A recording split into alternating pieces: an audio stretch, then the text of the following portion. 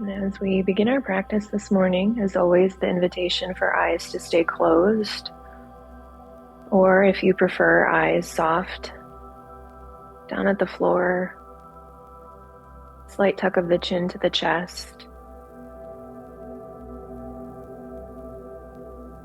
And we're continuing our exploration of the Satipaṭṭhāna Sutta, our foundational practice in mindfulness. And each practice will continue to build on the prior day or week. Our first two practices, we were focused on the breath. As you breathe in, simply know that you are breathing in. And as you breathe out, simply know that you are breathing out. One of the hardest lessons, I think, in my own practice has been unraveling the word simply or simple. In my experience, that word has been used in the same way as easy, but a lot of times simple or simply is a lot more difficult than can be understood at first glance. Simple just means that there aren't competing factors or complexities in the process. But what that means is that we remove a lot of the distractions, or we remove complexity where it's easier to get lost. And we come into singular focus or singular experience. And in doing so, you may illuminate parts of the mind that are trying to do other things, multitasking, jumping from thought to thought, jumping from experience to experience. So for the first part of our practice this morning, simply, note when you are breathing in, note when you are breathing out.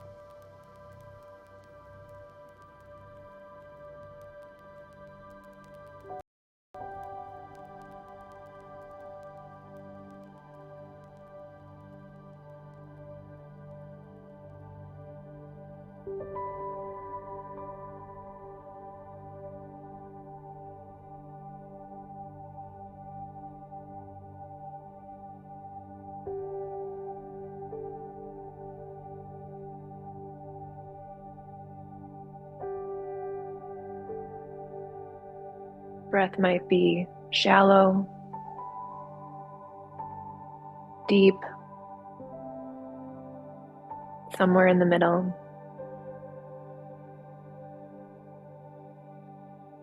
Experience the inhale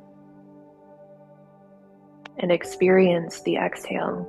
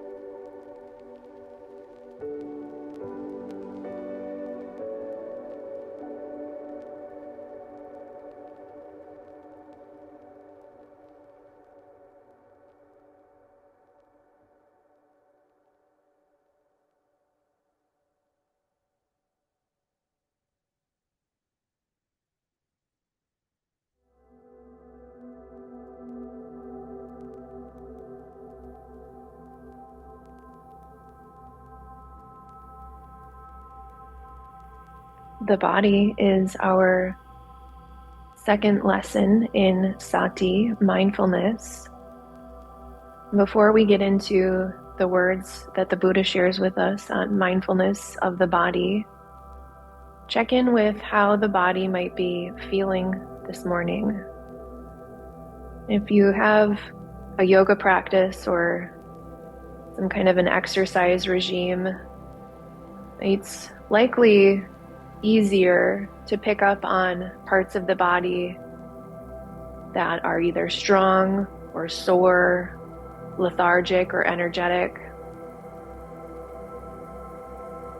And if you don't have an exercise regime, maybe your awareness of the body is rooted in some of the parts that you don't pay attention to often or ever. Wherever you are in your journey of awareness within the body, try to go a little bit deeper. Parts of the body that aren't always so obvious. Staying in the physical realm, you may notice where your sit bones are making contact with your chair, your cushion, your block.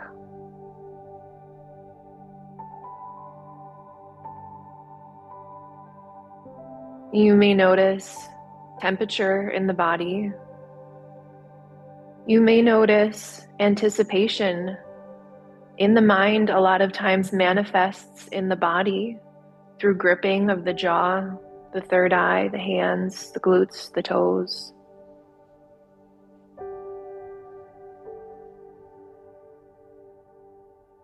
And there's nothing wrong with any of these observations. A lot of times it comes from our nature,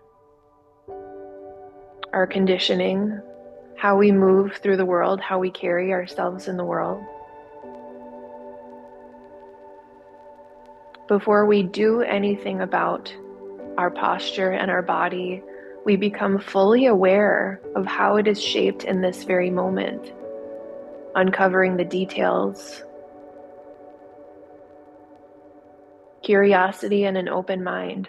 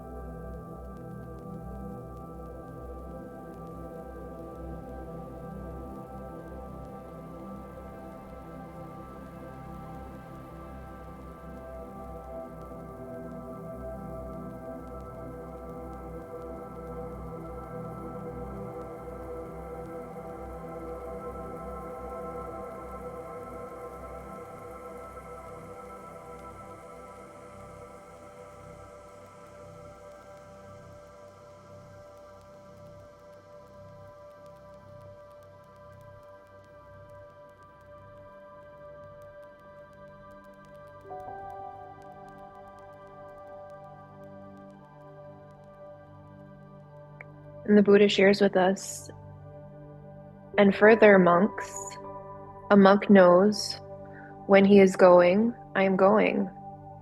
He knows when he is standing, I am standing. He knows when he is sitting, I am sitting. And he knows when he is lying down, I am lying down. However the body is placed, so it is known. Thus, contemplating the body, in the body, or living in contemplation of the body, the monk knows, I am contemplating the body, internally and externally.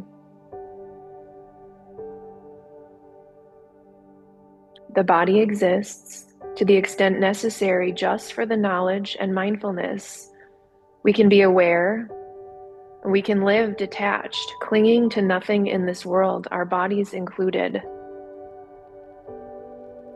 We contemplate the body in the body, without clinging, without aversion.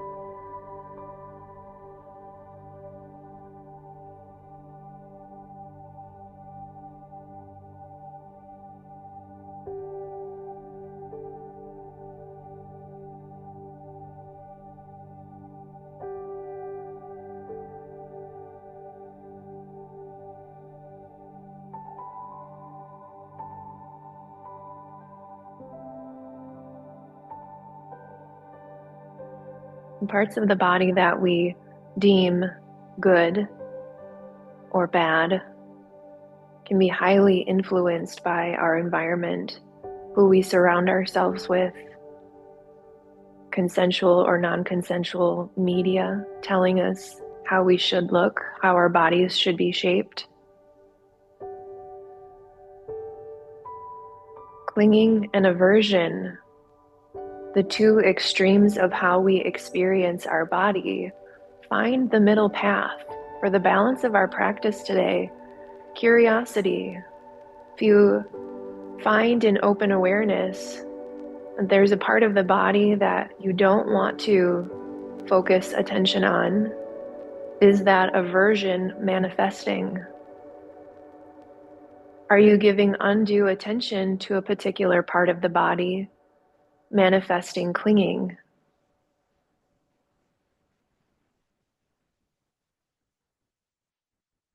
The reduction of fear as we move through our body scans.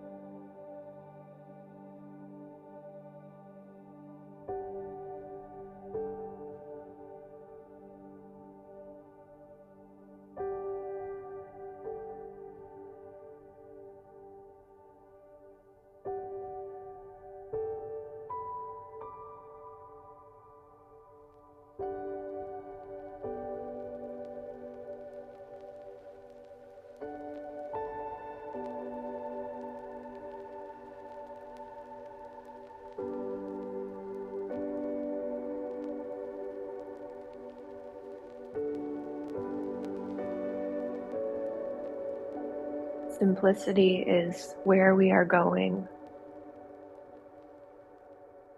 The body is our medium of practice for today. And this is not a condition that is often existing in our reality. So the way we practice, the way we continue to come back, the way we continue to experience simplicity is one of kindness. Inevitably, the mind will try to take over. Inevitably, the mind will tell you there are more important things. Complicating the landscape of our experience is what the mind loves to do.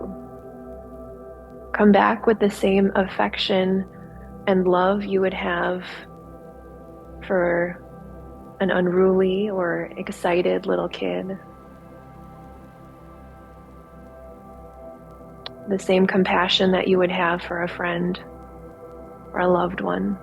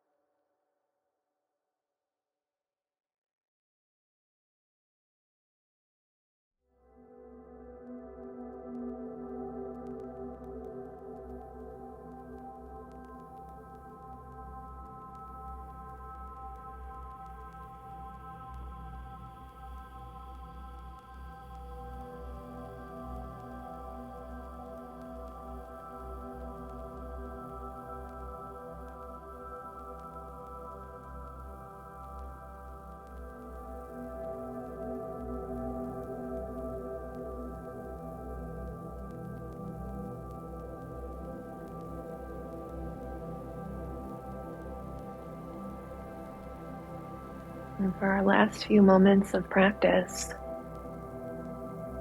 lifting the veil or dissolving any constructs directly relating to the experience of the body.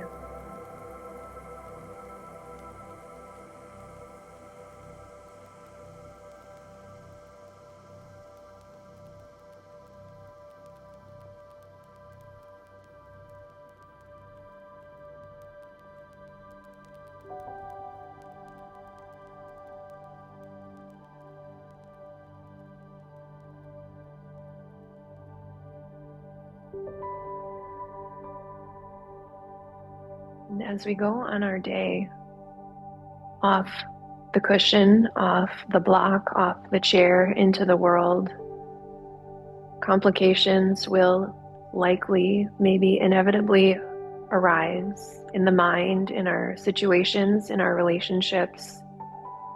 We now have 2 tools in our tool belt that we can continue to come back to: sati, simplicity, and mindfulness.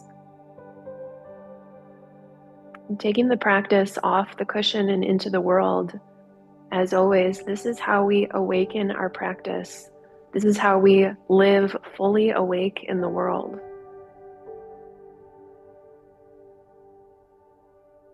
Connecting to the pure experience of the breath,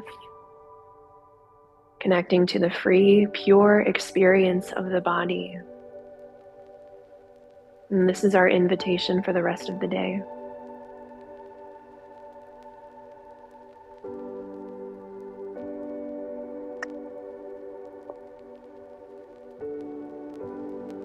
And you're welcome to bring hands to heart center if that serves you. And may the benefits of this practice, may the merits of this practice be of benefit to all sentient beings, ourselves included, in this circle of compassion. And thank you for your practice this morning.